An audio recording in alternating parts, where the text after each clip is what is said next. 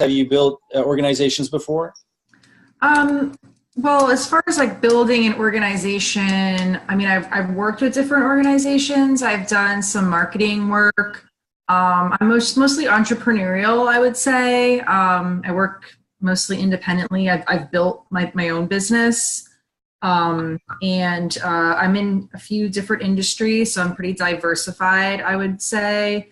My interest in cryptocurrencies is kind of like, I guess this how it's decentralized. I like the philosophy of it, and I know that it's something that's up and coming, so I'm kind of interested in finding out more about it.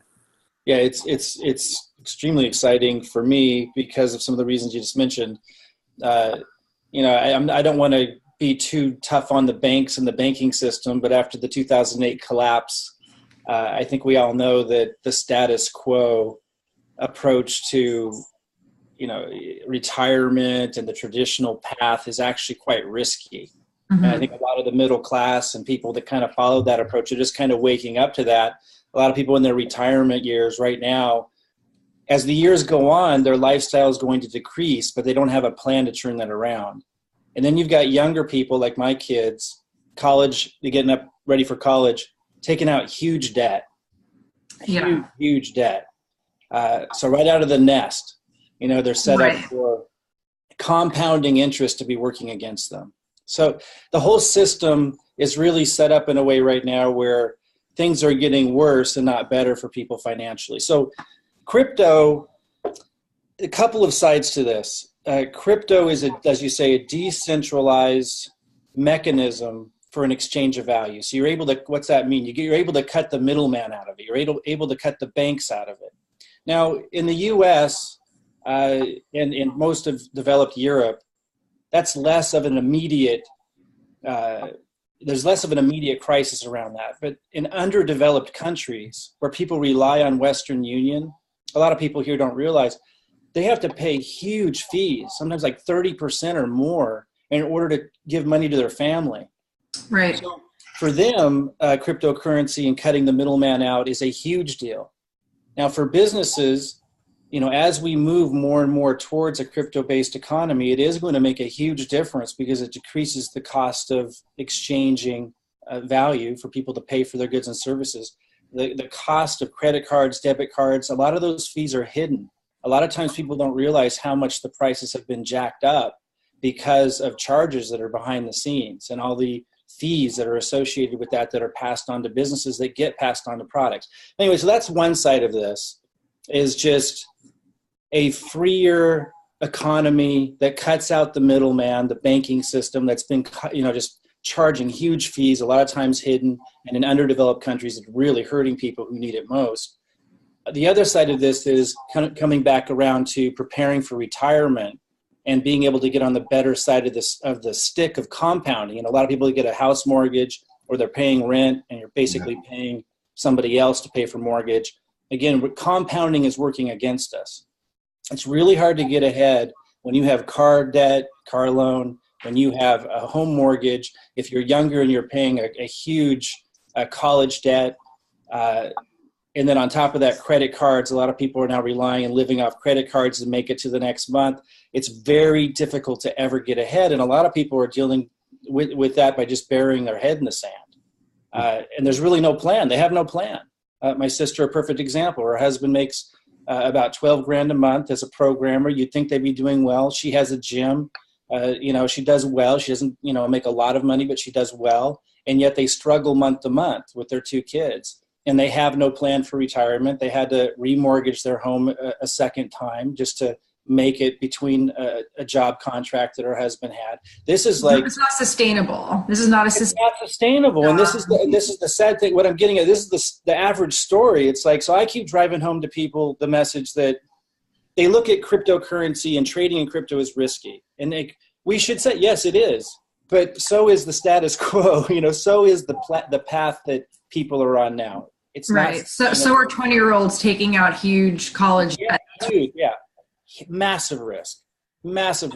So we're really trying to change people's paradigm and look a reality. Look at what's really going on in their life financially. Stop burying their head in the sand about it, and look at a strategy that's actually extremely conservative that can actually put them on a path to build wealth by leveraging a new rising asset class that really has a lot of positive implications in the world anyway, cryptocurrency. And instead of missing these opportunities because they fall into the indoctrinated belief that they're not smart enough or they can't do it because they don't know enough, to really show people, no, you can take advantage of these things. You can turn your financial situation around, but you do have to do things differently. You have to start to apply things like compounding in your favor, not working against you. You have to start to look for opportunities like new rising asset classes and not just what's already happened. A lot of people think they're going to be able to get ahead by investing into the stock market now. This is not the time to be investing into the stock market. A crash is imminent. It's part of the cycle. And people need to be educated about these things is the point. And that's really what this is all about, is helping people tap into the opportunities instead of thinking they're not good enough to do so.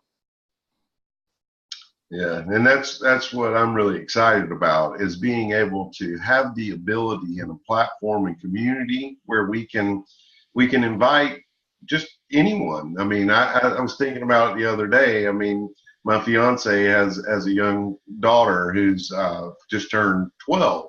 And, she's interested, and she's like, what's going on with the signals? So, I mean, it's something that she literally can understand, and I can explain to her, what we're doing and how we're actually able to protect and multiply our Bitcoin by using the signals that Unify provides. And it just creates a sense of security, if you will. There's no guarantees. It's very volatile, but it does create just like a backup. You've got a way to kind of keep your eye on things and be able to decipher, I guess, as you learn and as you grow. You can check the signals and see if you're on track. So it's really exciting. Are you familiar when he says signals? Are you familiar with what he means by signals, Melissa? I'm thinking it's sort of a way to check in on trends. Is this some kind of like it shows us a system's trend, kind of maybe? Basically, yeah. So like even on the stock market, financial markets, like all markets, they do technical analysis, and the technical analysis tells you based on the volume of something, based on the trend, as you're saying, what's likely to happen in the future. And now they have computers that are doing that. The banks use computers to basically trade for them all day long on the stock market. Well, Unify has provided, those are signals. Like it might come in as a buy signal or a sell signal. Okay. Unify's CEO provided that for years to his clients in the traditional markets.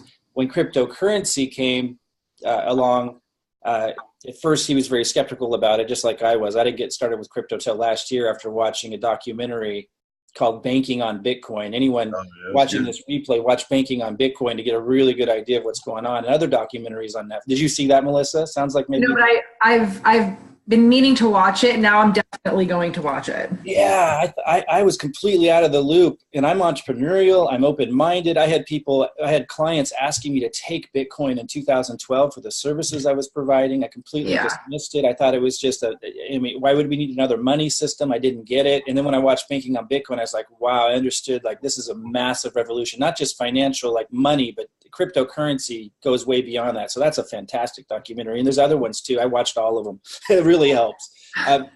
But he also, it took him a while to come around on cryptocurrency, but about 2.5 years ago, he started to apply the technical analysis and the signals for his clients in crypto. And then as of recently, he opened this up to everybody because he was realizing a lot of people, the average person doesn't know about this stuff. They're completely closed off to it. Why not make it available to everybody and make it simple enough that your average person who doesn't understand some of the jargon and the technical stuff can actually apply it?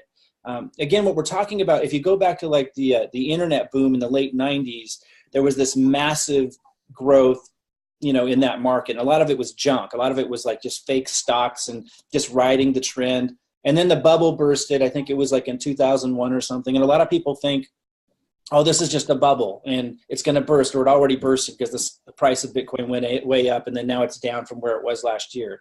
But when you look at cycles of rising asset classes like the internet boom, you realize that it's just the beginning. Like Google, Amazon, Netflix, and thousands of other huge internet assets came after that first boom. And so people have to understand, like, this is a long-term thing, and we can look back at the internet boom and see how that works. It was a very long-term process. Yahoo, people remember Yahoo was the big search engine before Google. AOL was bigger than Amazon, you know, and now Amazon just bought Whole Foods. So people have to understand, like, my message to people is don't let another rising asset class pass right under your nose. You're sitting here watching it thinking, oh, I can't participate. And you can, and that's what Unify is doing is, you know, Ron packaged this so your average ordinary person can learn about this stuff. It's simple enough, doesn't have to overtake your day. You don't have to become a day trader. You don't have to be watching it all the time or getting all emotionally upset by its ups and downs. You can ride long-term trends and just follow a really conservative process and not have it pass you by. And it's really simple. So, Melissa, I apologize because I can't stay here too long, but we can connect again, certainly. But I've made a lot of presentations that, and Jerry can get you in touch with one of them that goes over the details and the numbers. And, that'd be great. Yeah, and then we can connect again. I can answer your questions. But yeah, I mean, it's really quite remarkable. I mean, Jerry was just saying, this is the first time I spoke with Jerry in person. We've talked online for, I guess he's followed me for well over a year. Yeah. I've had people that have followed my work for 20 years that I meet just recently for the first time. It's wild.